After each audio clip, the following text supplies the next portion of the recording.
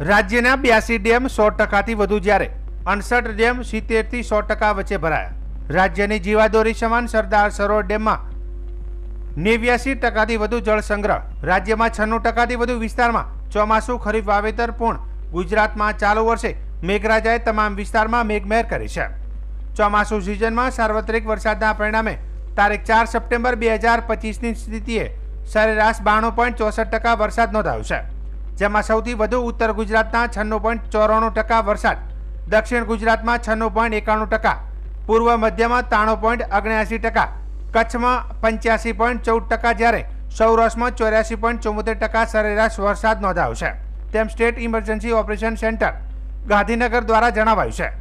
વધુમાં સાર્વત્રિક વરસાદના પરિણામે સરદાર સરોવર સિવાય રાજ્યના કુલ 206 ડેમોમાંથી 113 ડેમ હાઈ એલર્ટ પર મૂકવામાં આવ્યા છે, જેમાં 82 ડેમ 100%, 68 ડેમ 70 થી 100% વચ્ચે, 24 ડેમ 50 થી 70% વચ્ચે, જ્યારે 17 ડેમ 25 થી 50% વચ્ચે ભરાયા છે.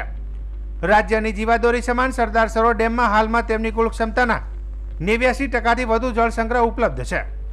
ગુજરાતમાં નોંધપાત્ર વરસાદના પરિણામે જગતના તાત એવા ખેડૂતો દ્વારા તારીખ 1 સપ્ટેમ્બર 2025ની સ્થિતિએ સરેરાશ કુલ 96.29% વિસ્તારમાં ખરીફ ચોમાસુ વાવેતર કરવામાં આવ્યું છે, જેમાં સૌથી વધુ 22 લાખ હેક્ટરમાં મગફળીનું વાવેતર, જ્યારે બીજા ક્રમમાં 20 લાખ હેક્ટર કપાસ, જ્યારે ત્રીજા ક્રમમાં 8 લાખ હેક્ટરથી વધુ વિસ્તારમાં ડાંગરનું વાવેતર કરવામાં આવ્યું છે, તેમ કૃષિ વિભાગની યાદીમાં જણાવાયું છે.